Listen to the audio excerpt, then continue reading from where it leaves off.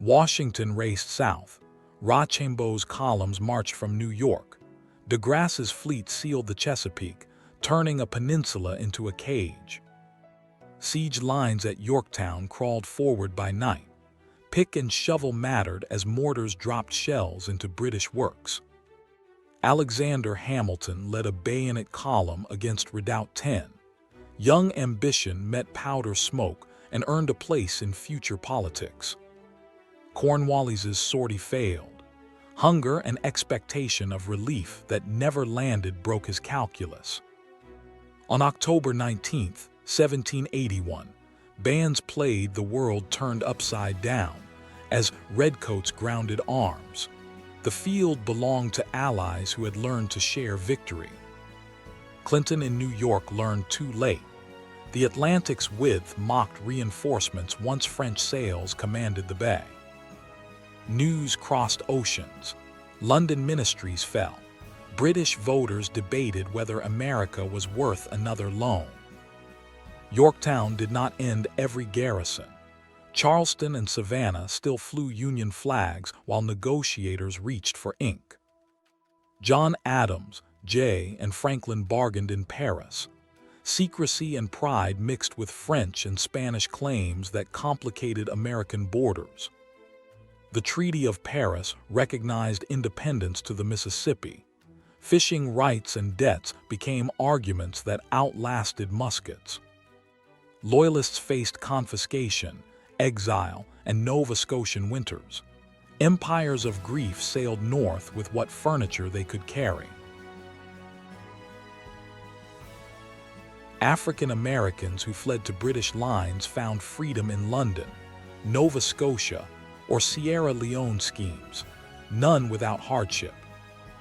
Washington resigned his commission to Congress at Annapolis. Civilian control became theater as potent as any battle. Officers dreamed of pensions. Soldiers received certificates that speculators would buy for pennies on the dollar. Shays's discontent brewed in Massachusetts. War debt and tight money turned farmers into rebels against courts. The Articles of Confederation showed cracks. Commerce feuds proved 13 sovereignties could starve a nation.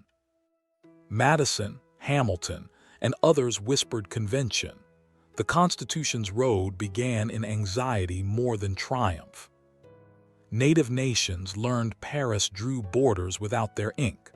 Ohio country became a flashpoint for wars after the peace. Spain held Florida and the Mississippi mouth.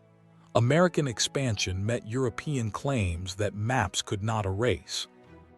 French Revolution's first breezes stirred. American veterans watched Europe rehearse arguments born in Philadelphia taverns. Veterans' tales became public memory. Monuments rose slowly while widows proved pensions with marriage lines. Printers sold memoirs. Weavers sang ballads. The Revolution became story before it became textbook. Slavery endured.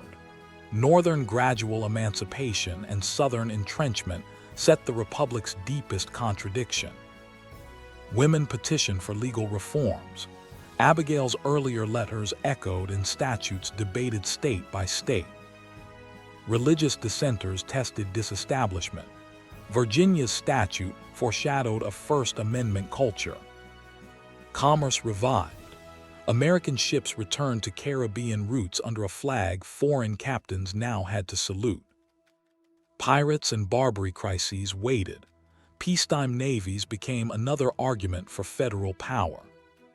Science and cartography mapped the West. Speculation in land companies replaced speculation in war contracts. Loyalist claims commissions grumbled for years. Justice moved at the speed of parchment and grudge. Canada remained British. The Revolution's northern boundary froze a neighbor that would share a long, quiet border. Haitian echoes would soon shake slavery's empire. American merchants traded in a Caribbean already changed by war. Native leaders like Joseph Brant rebuilt communities. Diaspora and diplomacy tried to shield homelands from squatters. British forts in the Northwest violated treaty spirit. American weakness under the Articles invited lingering occupation. Currency stabilization experiments began. Morris and Hamilton would later argue money was sovereignty made tangible. Yorktown's French allies sailed home with glory and debt seeds. Versailles bills would shake a monarchy. German auxiliaries returned with tales. European armies studied American irregularity and learned uneven lessons. Medals and honors flowed. Congress thanked Rochambeau and de Grasse while forgetting many who dug the trenches. Field graves stayed unmarked. Archaeology later found teeth and buttons where families once searched names. Peace brought inflation's hangover. Farmers and artisans learned victory could feel like loss in market squares. The revolution's language, consent, rights, tyranny, entered global dictionaries. Colonists had become citizens in prose. Washington's farewell gestures set precedent. Crowns were refused even when some whispered them. From Lexington's smoke to Yorktown's surrender, the war lasted years. Building a nation would take longer than winning a siege. This series ends with independence recognized, yet unfinished. The Constitution's convention waits as the next great American argument. Remember, treaties end wars.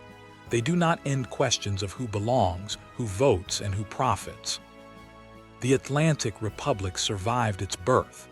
Its children would debate whether the revolution meant all people or only some.